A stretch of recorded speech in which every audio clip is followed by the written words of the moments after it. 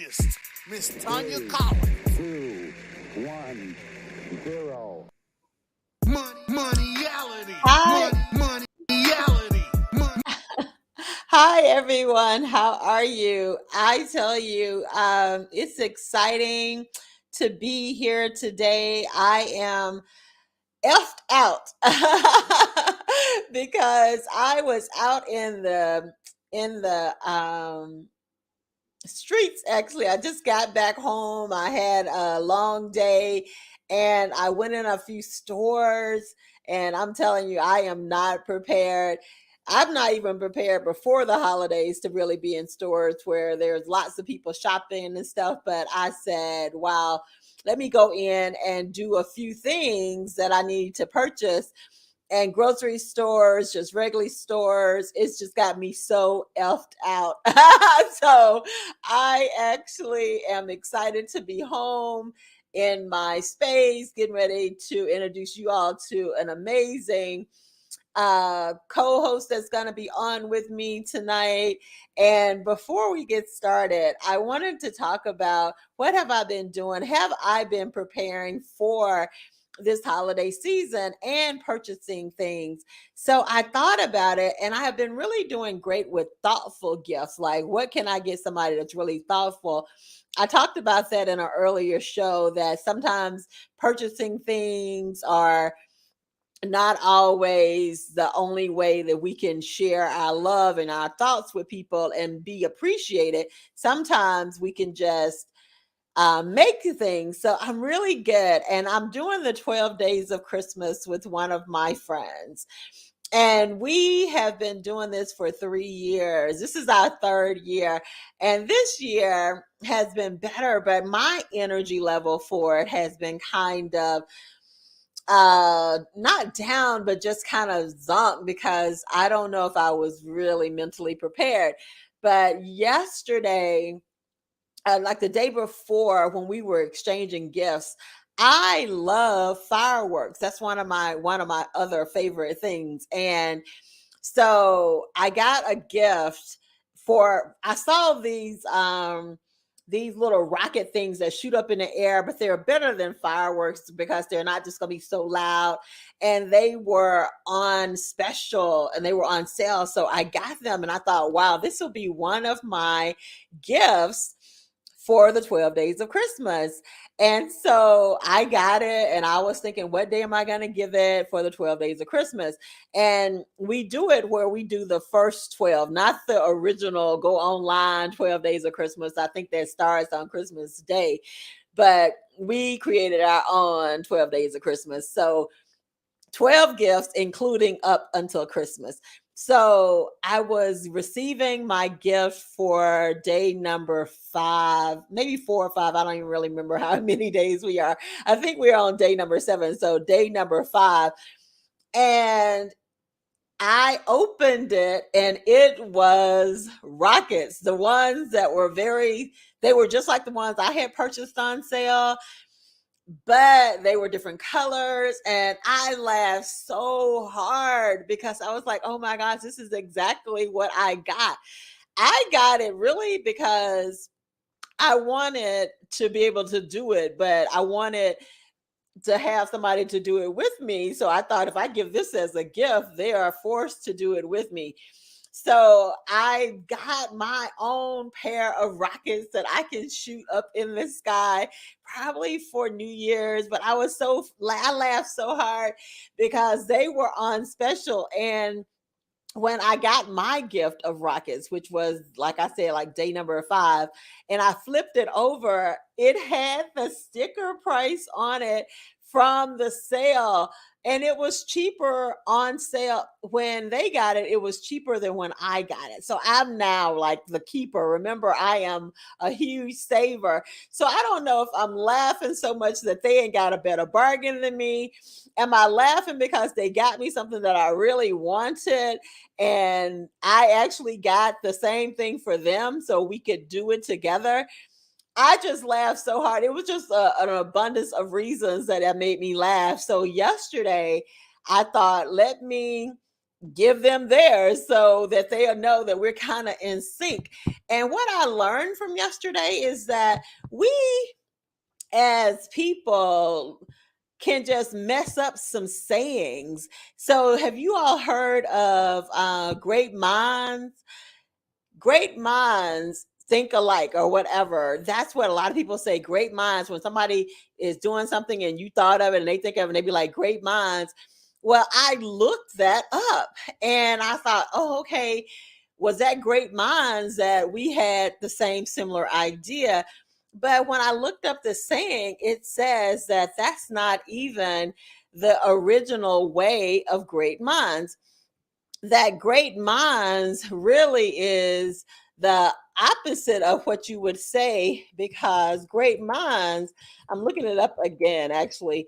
Um, because great minds, when you finish it, it says, hold on, give me a minute. I want to do it exactly like it says.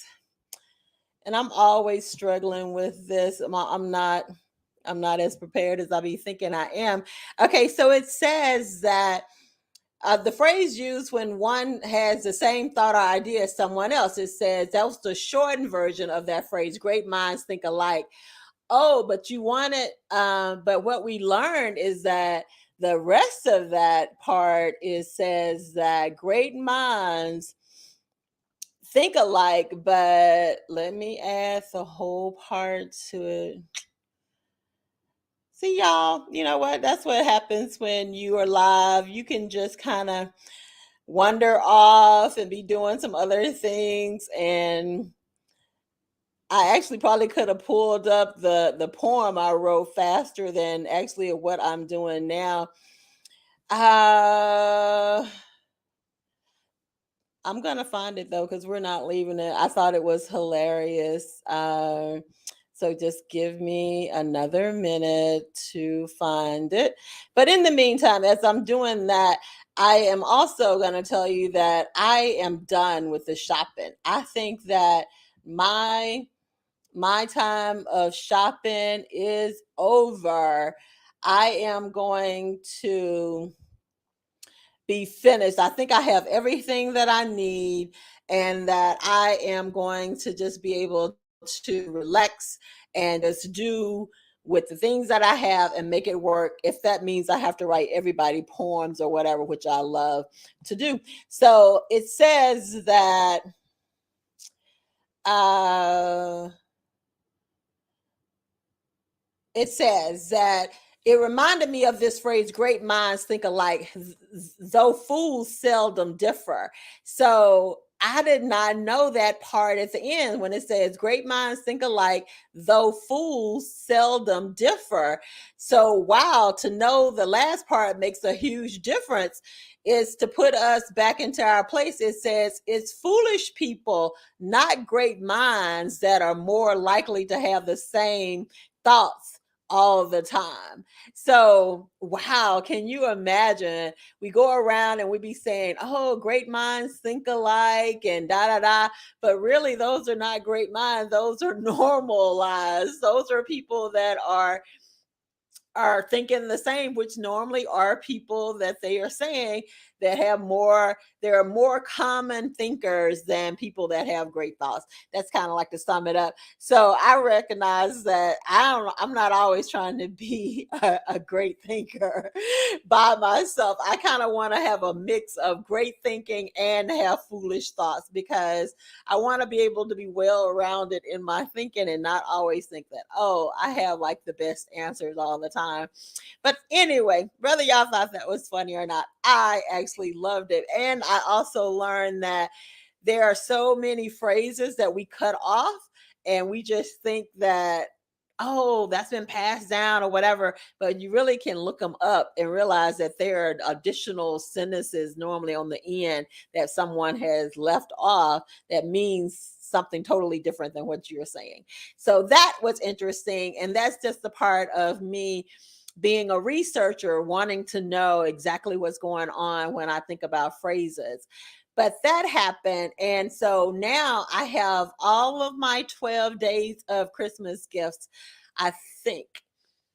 I'm actually trying to make sure I have them. So I'm going to do a recap tonight, but I'm thinking I'm ready. I have all of my 12 days of Christmas things. So I did not have to spend because I do not spend money. I circulate my money. So I was able to circulate it into some really cool things and also to be able to make some really cool things that I've made at home.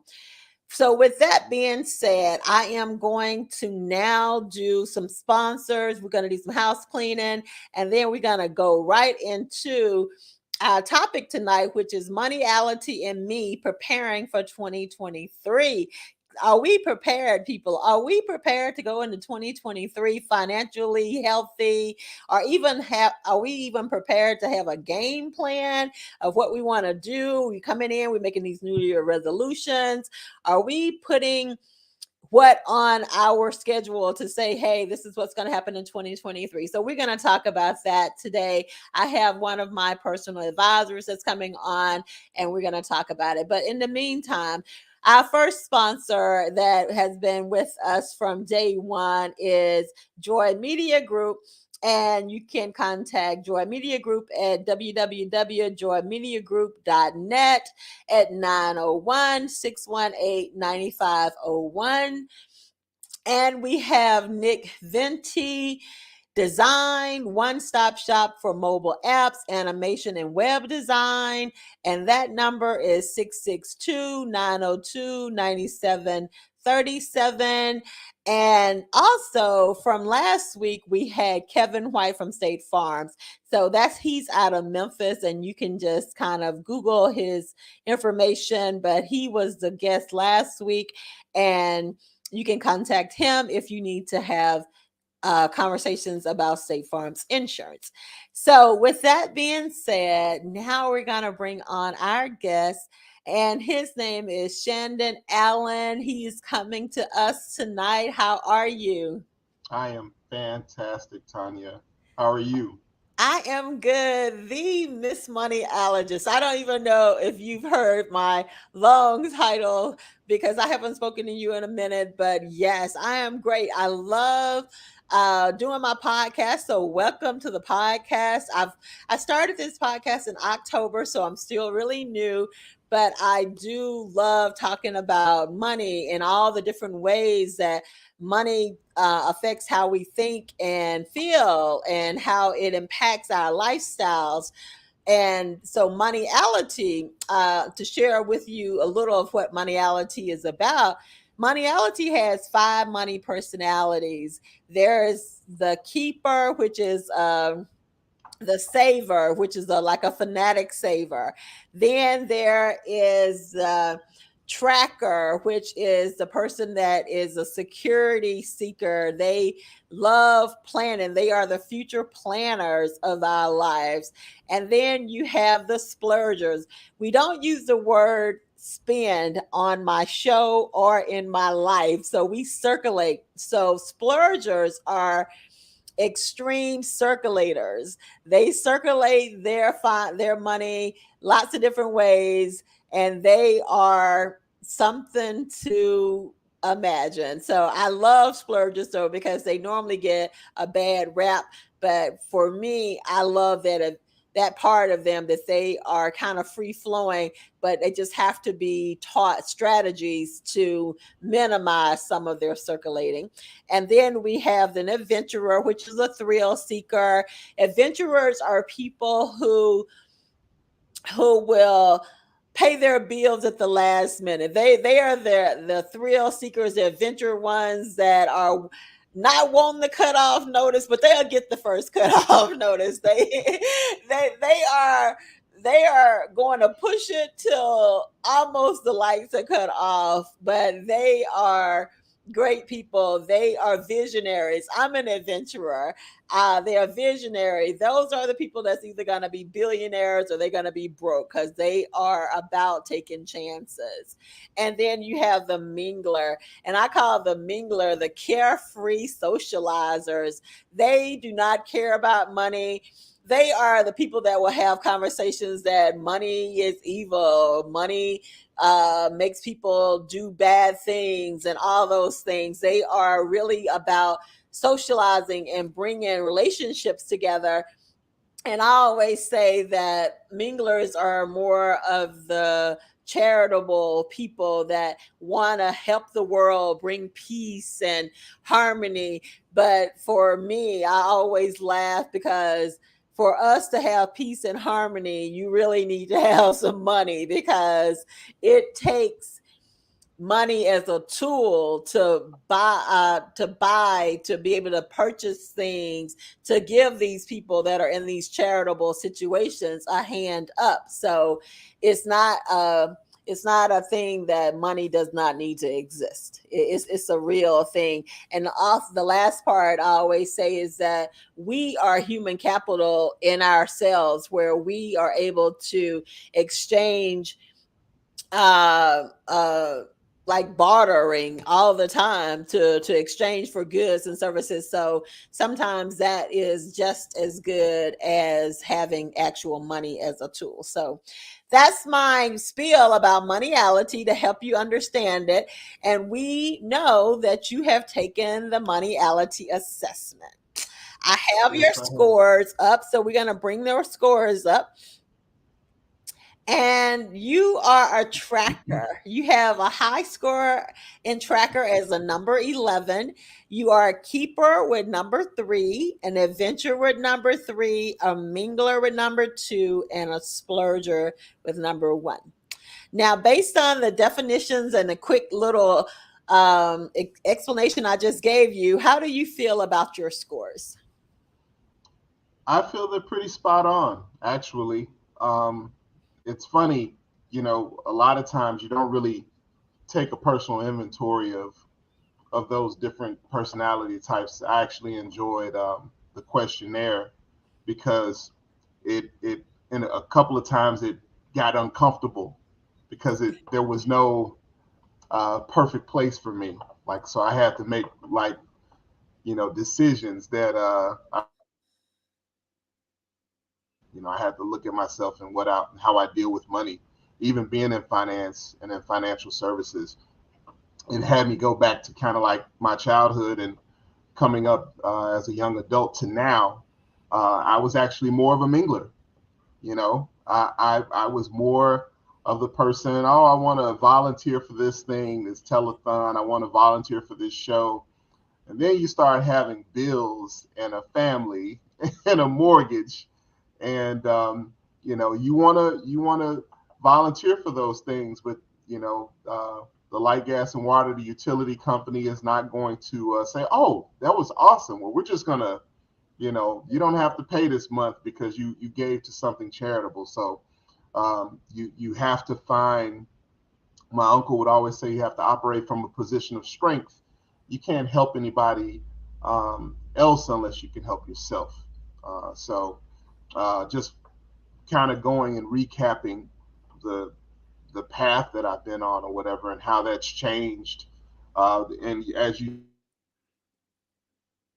of the mingler, and I have those other things there too. But just because I know, not only dealing with other people's investments and my own personal portfolio, that you do have to have some structure. You do have to, follow the dollar. And kind of like you were talking about in regards to circulating, another one of my mentors said, currency is fluid, right? Money is fluid, it flows.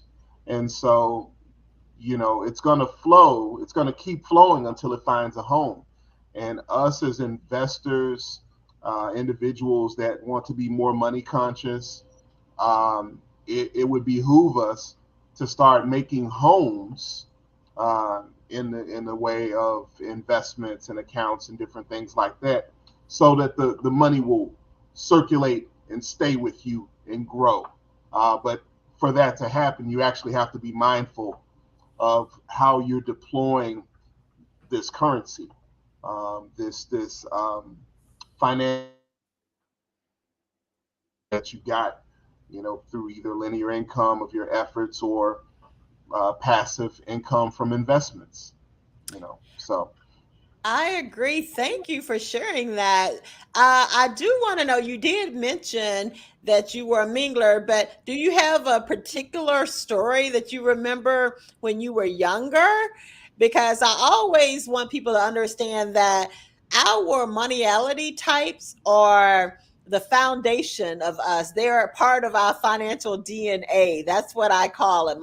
Your moneyality types are part of your financial DNA, and it sets the foundation. And of course, your foundation can change as you grow, as you learn more about understanding money and how to deal with it and how it makes you feel and how you think about it.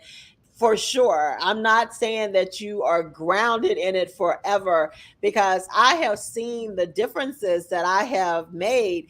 But when it all falls down, though, I normally stay true to being a keeper. Like, I'm strong will with that keeper personality type, because I know that it does have some impact from me being a child growing up in the projects, where I always felt like I didn't belong there. I felt like I had greatness that was among me and that I would be successful. So I didn't start saving for that purpose, but because I knew later on, I realized that as a child, it didn't matter so much, Shannon. But as I grew up, I realized that wasn't a place that I wanted to linger back in. Like, I didn't want to go back and feel like I needed to be a part of a struggle that I didn't even know I was in. Like, I know my mom was a single parent raising us, but I really never had the impact of it. But now that I know better, I know it's not somewhere I want to linger and go back to that position. So I do save and am still a fanatic saver, because it keeps me grounded in a place that I want to be able to afford a lifestyle of my choice. That's my purpose, to be able to afford a lifestyle of my choice, which takes discipline to be able to save. It takes being able to plan for the future, which is part of my tracker personality. It takes me being able to be risky and to be a risk taker, which is part of being an adventurer. And it helps me be a mingler, to be empathetic to situations that I am not always accustomed to. And as a splurger, it helps me realize that I'm deserving to splurge and circulate money on things that I like, that makes me feel good. And so that's like me knowing that all five of them are a part of who I am. And I'm excited about that. That's one of me telling you that is one of the most pleasurable things about moneyality for me, is that I'm now able to recognize all five of them within myself. So with that, I do want to apologize and let you tell your story, because I will be chatty. And so sorry about that. Please share your story with us. No, it's I enjoyed that. Actually, I was thinking about, you said something about the sayings, and how we have our own, you know, we know the saying, but we don't know the whole story behind it. And Mm-hmm, what came to mm-hmm. mind was, the one where it says, "Jack of all trades, master of none." That Yes. actually goes back to a time where, if you were skilled in your craft, you were skilled in that one particular craft, and you mastered that craft. But you had lay people, I think it was in India, I might be wrong, but I believe it was in India, and they would say, well, he's a jack of all trades, but a master of none. So he doesn't get master wages. He can just do the thing, but he hasn't mastered anything. So it's actually derogatory, or the origins of derogatory. We've formed it over time to be something else. Um, Going back to like some of my first memories that I can recall about money, I believe one was my grandmother, my father's mother, actually getting me a piggy bank. It's a clown. It's still in my room, and I still put Wow. coins in it. And you believe it or not, as a young adult, it bailed me out of many situations, because I just knew to do it. I just pick up coins as I see them. I still do it. You know, I, I I do it for my kids, to just be mindful and not be oblivious to the reality that that penny, that dime, that quarter, or whatever, when it accumulates, it becomes a dollar. And that dollar, so it holds value, it holds power. And the only reason it's discarded is because people don't see the bigger picture as far as accumulation. And that's one of the beautiful things about investing, is because you can start with and over a longer period of time using compound interest, you can have something substantial for yourself in the long run. And so I learned that at an early age with the piggy bank. Also, my I would have an allowance, or I would do chores for my mother's mother, my grandmother here. Both of them have gone on and transitioned, but they both kind of taught me the value of money. And she had six grandsons, and so we would all do chores. We would all cut the grass, cut the hedges, clean out the attic. Grandma always had something for us to do, but she would pay us. And so I remember you remember the Candy Lady, Mm-hmm. coming up in South Memphis. I mean, that was a joy. You got that dollar, that $2, and back then $2 would go somewhere. Wow, But a lot. but inflation, right? So, but just knowing that, hey, I earned this, and now I can use this. I can deploy the money how I want to get my now laters or my red hots, or lemon heads, or fun dip or whatever, and hang out with my friends. But anyway, that's the early part of my journey with money. And through time, I started learning about investing, like here and there, like bits and pieces. Like I've had a, one particular book, one of my first books that I can recall. It was The Richest Man in Babylon by George S. Clason. And it was gifted to me several times. But it's almost like one of those things, like, a piece of wisdom that you're given, and it's one of those things where you're too young to appreciate what was shared with you, but it'll make sense later on. And that's exactly what started to happen. As I revisited the story, I looked at the principles and I was like, man, right? Take a portion of what you make and put it somewhere to where it can make money for you, Mm-hmm. right? Right. Consult a professional, right? And let it compound and reinvest. I mean, that is the foundation of investing. And it's a very simple concept. And the story, the allegory of the richest man in Babylon, as I got older, it was engaging. I really wanted to, like, see this kid that was learning from the richest man in Babylon, see him win. But he made mistakes. He recirculated his growth back, and he back into the economy, and he circulated his money for lavish parties and different things like that. Um, and then he lost the currency investing in the wrong thing, consulting somebody that was not a um, not an expert in that field. I can thought he was buying gems, but he bought gems from the Phoenicians, and Phoenicians were good at glass working, so he just really bought colored glass, and Wow. so they got him. They got him. So, um, but yeah, just those those things happening early on. I understood earning money. I understood, if I accumulated, if I could delay gratification, I could purchase more.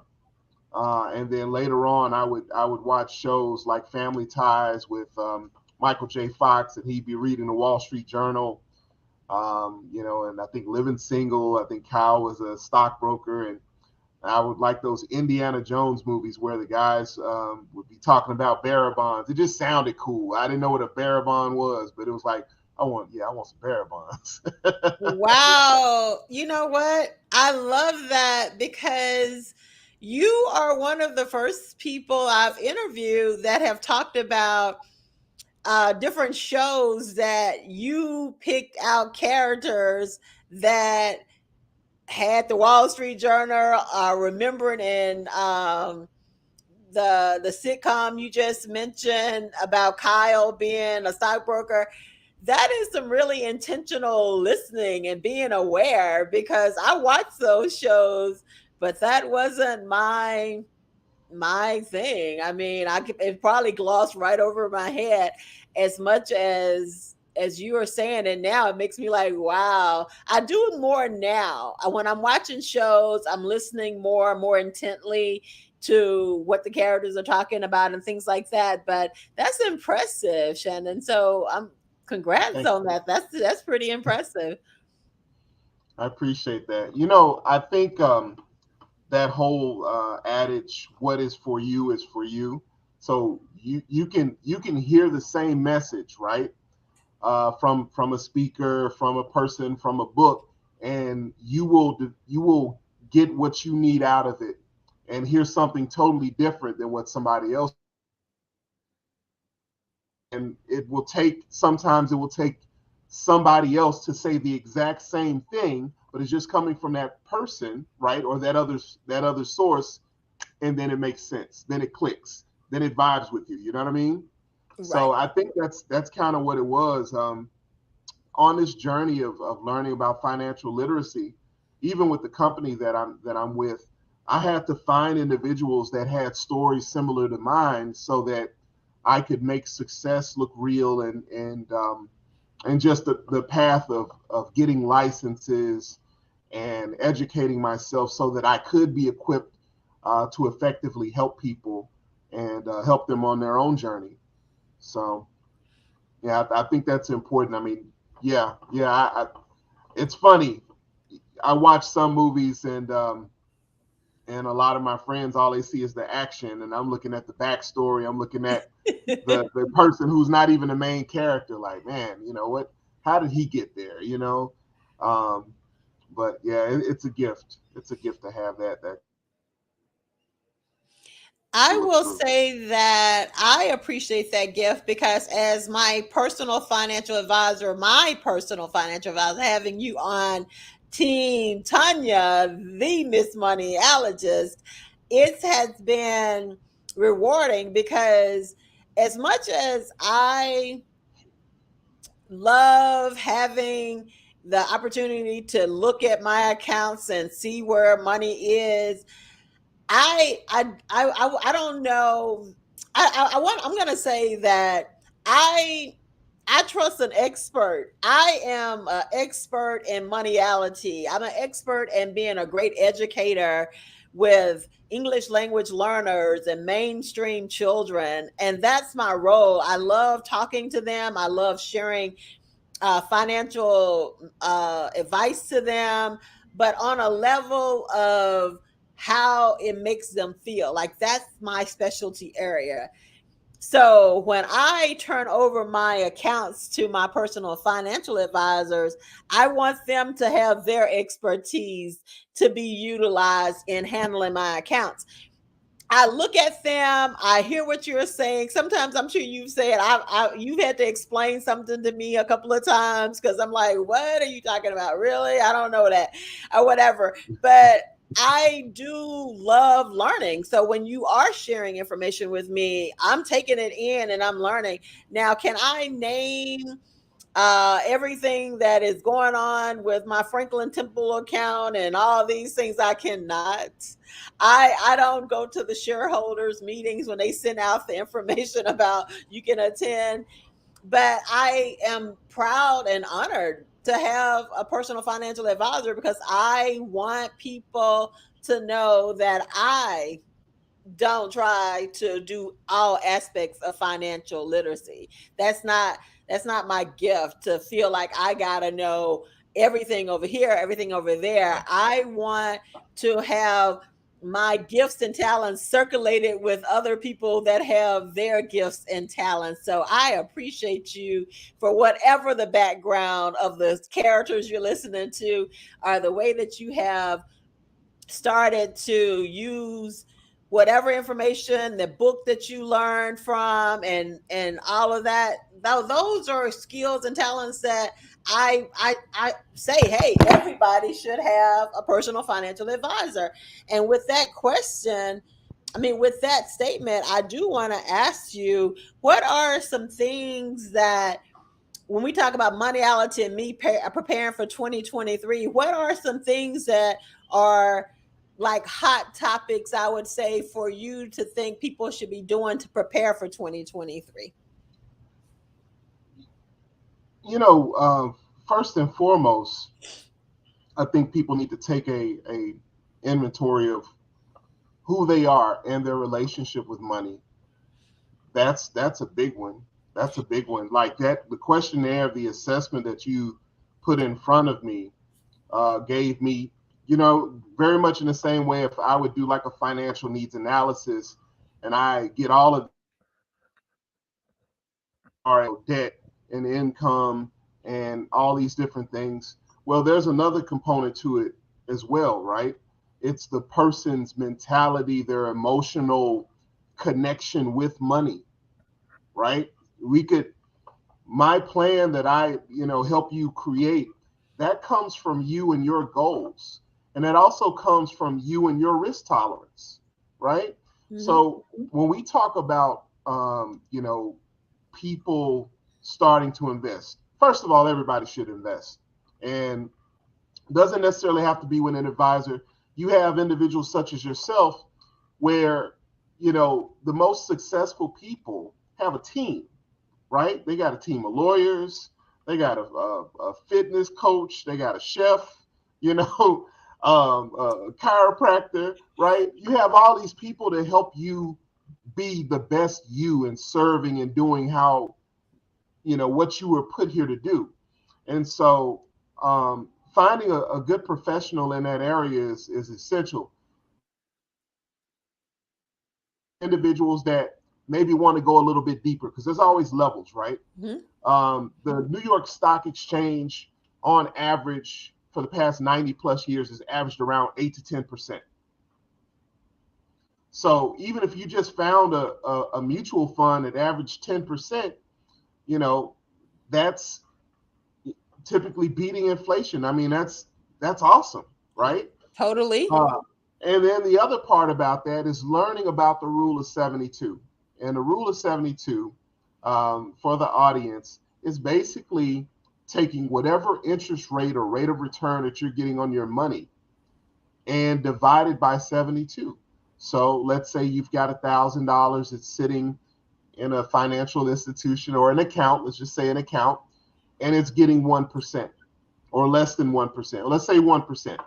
One goes into 72 times. So it takes 72 years for that $1,000 to turn into $2,000. Okay. I don't know many people around me, vampires or something, but I don't know many people that have that kind of time to wait for the doubling of their money.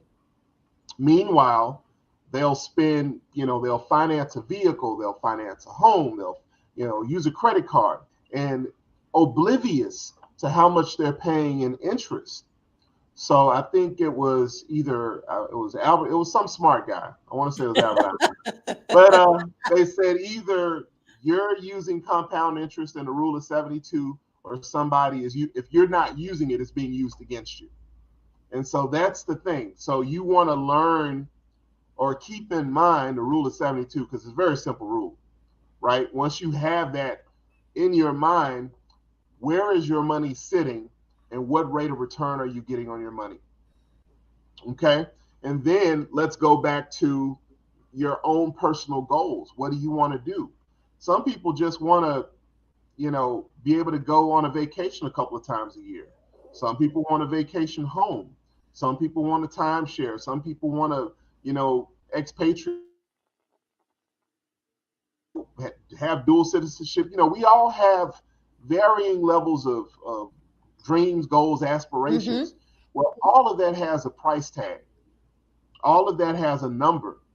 Retirement is no longer an age; it's a number. It's a number, and the sooner you can be honest with yourself, say what you want, come up with that number, we can reverse engineer the number by using what's available, the different type of investments that are out there, and what it's going to take for you to achieve that, with a certain time frame. But it can't just be a pie in the sky thing. That's why one of the things that we talked about originally was, we're not just going to have a bunch of products. You got to have a plan, because without a plan, you just got stuff. I Mm-hmm. know a lot of people with a lot of stuff. I Mm-hmm. sit down with clients and they've got this account, that account, and I ask them, well, Mr. and Mrs. Klein, what does that do? What do you want it to do for you? And they can't answer me. We want to be clear with what we want to achieve. I also believe that you should always be trying to beat inflation. I mean, Me too. just the fact of life. Always be trying to beat inflation. You don't want to be on the losing end of inflation. So if your money is sitting and you got, you know, whether it's 10,000 or 100,000, and it's sitting somewhere earning less than inflation, and I think last year was like what 8%, some insane It's number, high now. It's high now. and they say they're trying to get it to around two. I think it was 2, 3 is what it was to be, where we're supposed to be kind of hanging around.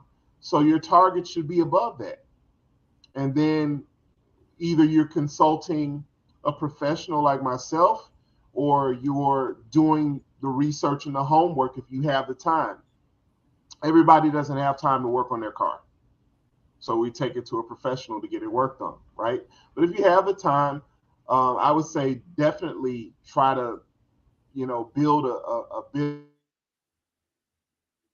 understanding of investments and how they work. You don't have, like you said, you don't have to be a specialist on all the stuff that you have, but having a basic understanding of it removes the emotional things that are going to come when the market is the way that it is right now, the volatility, some of the stocks that have just been going to the moon, drawing back, you know, you understanding what you have and what's going on and why it's doing that can kind of help you sleep better at night. And then having a financial coach, somebody say, hey, get back in the window. Yeah. Come on, take my hand. Don't jump. It's gonna be fine. It's gonna be fine. But you have to have some accountability somewhere until you can develop that accountability from within. And I think that's the biggest thing. I like all of that. And I will tell you, I am guilty. I have multiple accounts and I've had them for years, but I have shifted a big portion of my money to my personal financial advisors. So I still have money that I keep on hand because I'm always thinking I want to have a little cash on hand, but I also still have a fear, and I admit this, that I still have a fear that with some of the accounts that I have, they are low in number. Let's say $1,000 can be in a savings account somewhere. I feel like I don't want to put it in an annuity or put it in a mutual fund or something because I may just need to grab that little $1,000. That's not a lot of money, and I might just need to grab it. But it's sitting there doing nothing, like it's not making anything. And I guess I'm needing a product where I can pull it without penalties because that's my biggest thing. I detest fees and penalties and things like that. I cringe when if something happens.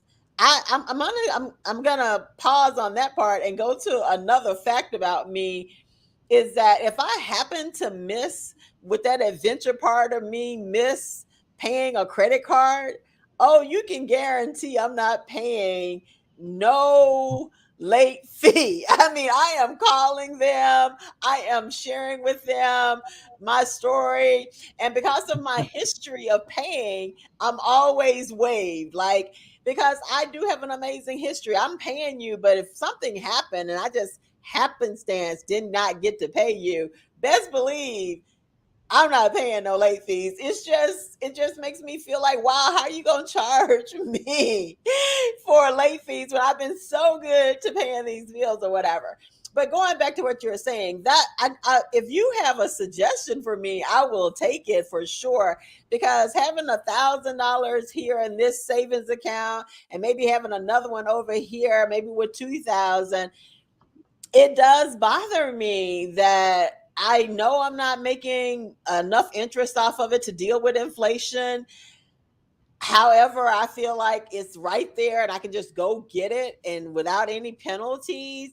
But I do want help on that, because if you're thinking like I got 1,000 here and 2,000, that's 3,000 that ain't making no money for me. Just some pennies and dimes, nickels or whatever. Not that I oppose to any of those. I still would like it to be making more. So what would you have a suggestion for me on that if you have one? Okay. Now, what I'm not going to do is make blanket recommendations. Okay. We're having a conversation right now. Okay. I'm not representing my company, even though I'm representing my company. Okay. But to that point, let's talk about it. So, a lot of times when I talk to clients that have a sizable amount that they want to move, I have keep cash on the sideline. Why? It's more psychological. It's more like a lot of people need a security blanket, especially you've been doing this for a lot longer, but some people that are just getting in, oof, that feeling of letting it go, and putting it somewhere else or whatever. I mean, it can be a lot. And so, you know, it's okay to have some cash on hand. You need cash. We're still in a society where you need cash. So, you need cash to pay taxes. You need cash. Emergencies happen, right? So a lot of times, I know Dave Ramsey says have $1,000 in your savings account or somewhere. It's not designed to be growing, but it's just there when you need it. So that's okay. I would say have no more than 6 months worth of, and this is my personal opinion, expenses in cash somewhere where you can touch it. I mean, 6 months is fairly decent. I mean, of course, as you build a larger portfolio, you're making more money with your investments. Everything doesn't have to be growth; it can be income. Um, when you get a little bit bigger, right, you can start looking at having a lot more cash on hand. But the key is for a lot of people to get started, work on having your money working for you. After Mhm. 6 months worth of expenses in cash sitting in an account, the rest of your money should be working for you. It should be working for you.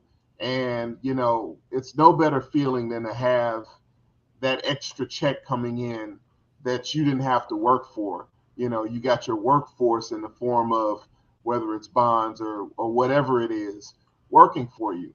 But cash is okay. But just, and it's different for everybody. It's different for everybody. Or $5,000 or $10,000. It just I try to meet people where they are with that until they grow, right, and their situation improves to where they want to go further and do some more things. But we're not counting cash out completely.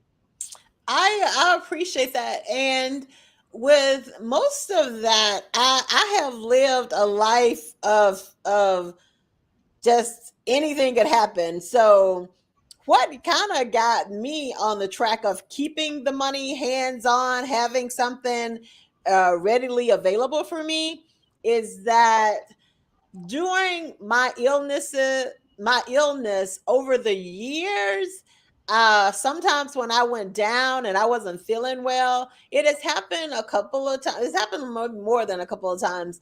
But during some of those times, because I am thankful I was a keeper, I was able to sustain myself. I remember one of the first times that when I say I went down, is like I wasn't physically able to work. And so I was in college and I had just gotten diagnosed with Crohn's and I didn't really know what was going on, but I was always financially having money on the side. Like I had a healthy little savings account. So after I got sick and realized that when things go down, I call it my sunny day savings now, because I don't believe in the rainy days. I believe in the sunny days. And my nephew, I got to tell this story. My nephew, when I was teaching him, his name is Steven. When I was teaching Steven about saving money and doing a budget with him, and I told him, I said, "Oh, you got to have some money. You know, they call it like, or your rainy day fund and stuff like that." I said, "That's if you need tires or something happens." And he said, "Auntie," he said, "if you got that money, that's not a rainy day. That's a sunny day. It will be a rainy day when you don't have access to that money and you need tires." And I thought, wow, baby, you sure are right. Your auntie got sunny days, because I have Question. access to money. If I have a flat tire, I can go get a tire. I'm not gonna be all messed up like, oh my gosh, what am I doing?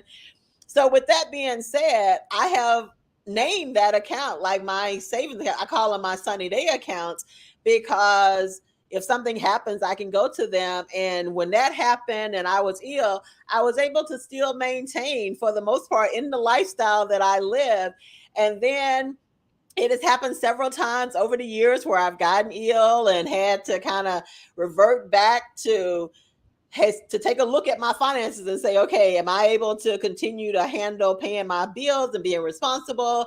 And even up until 2015, it got me on the path of Moneyality, is being ill and not being able to go back into a job that I love. Like teaching ESL I loved it. I loved being with my students, and then having to be ill and not be able to go back into a classroom really changed the dynamics of having a sunny day fun, because at that point my lifestyle was higher end, my bills were higher end. So I had to realize, wow, I still was going to survive, and I am thankful for that, and I'm still surviving without having a full-time position. So I love the idea of the sunny day savings, and I do agree with you that some people's sunny day, if it's only 1 month or 2 months of what it takes, that's a start.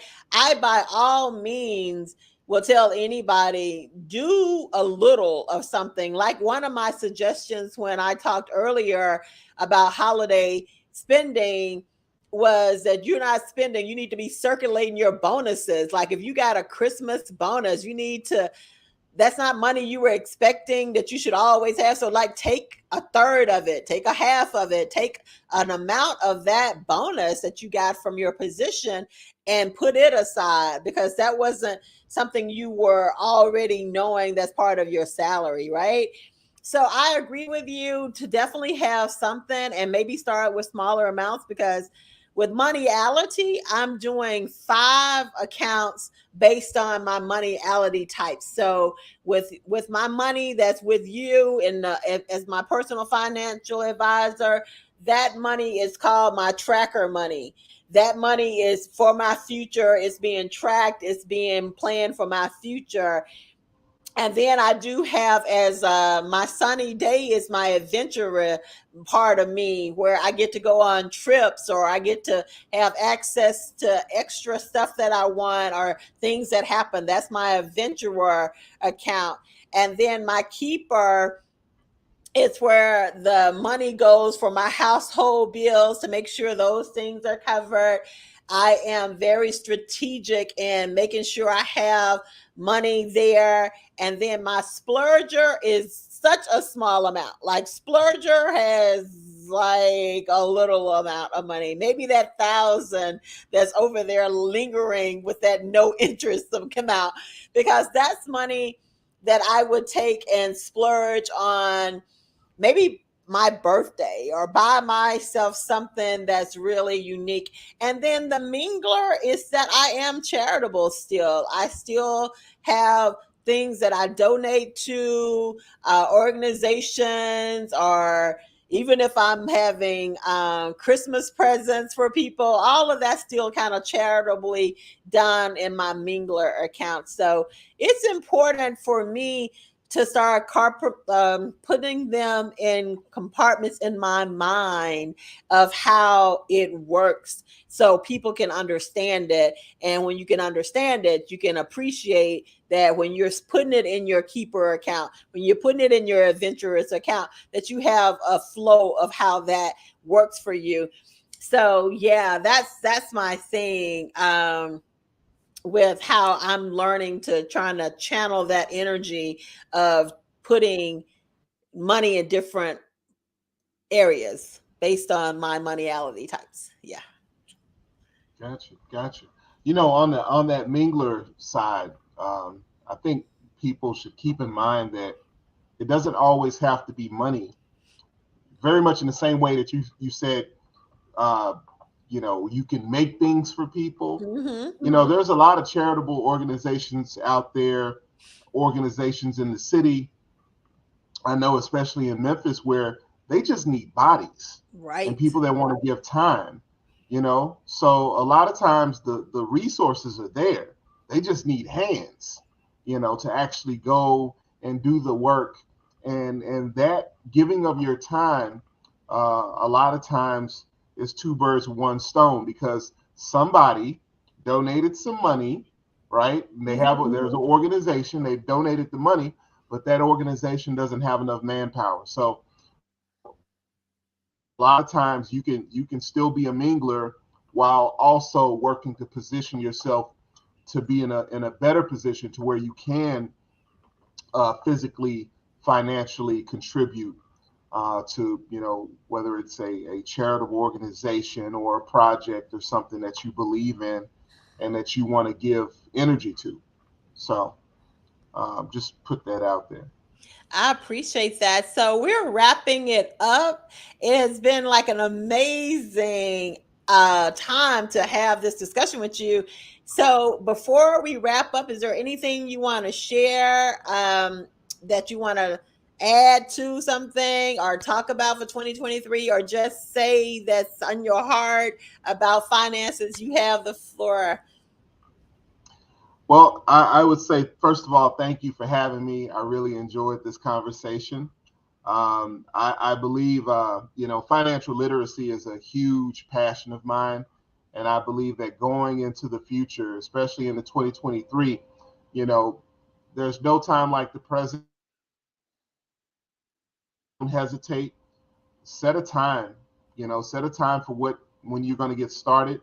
And if you haven't gotten started, do it now. Mhm. Get you a journal, get you a notebook, write down what you want, and you can start investing with a very small amount.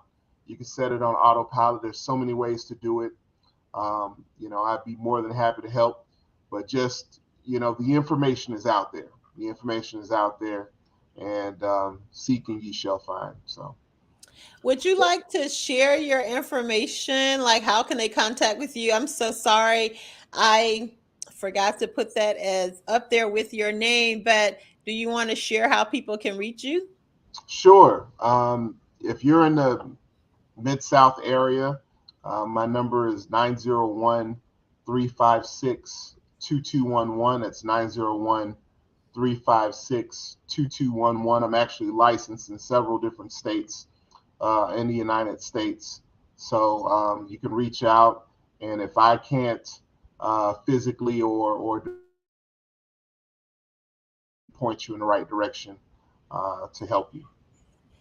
Got you. I'm about to add that banner up there so we can show it to everybody. Do you see? Is that correct, Shandon? I do. Is that's Yep, correct? All right, great. that's good. So thank you again for being here. And like I said, Merry Christmas to everyone. Happy holidays. Happy Kwanzaa. Let's get ready for the 2023. Like we gotta be ready. We gotta be kicked off. And I am excited to celebrate. I look forward to being with my family this weekend. I look forward to just continuously sharing information about Moneyality. Moneyality is for children. It was designed for children, but right now I just wanted to start with the parents and to the stakeholders and the community leaders so they can have an understanding of why I target children, because we want to improve their lives. We want them to be able to have a clear understanding of how they feel and think about money, how it changes the way your choices are in life. It's just a tool that can do wonders. So I'm always excited about that. Again, my name is Tanya Collins. I am the Miss Moneyologist. And thank you, Shandon Allen, for joining us. Happy holidays, everybody. Have a great holidays. And we'll see you next week. So we'll be bringing in the new year. So we have one more show for December. But thank you. And y'all take care. Mwah. Peace. Happy holidays. Peace. Moneyality. Moneyality. With the Moneyologist, Miss Tanya Collins. 2, 1, 0.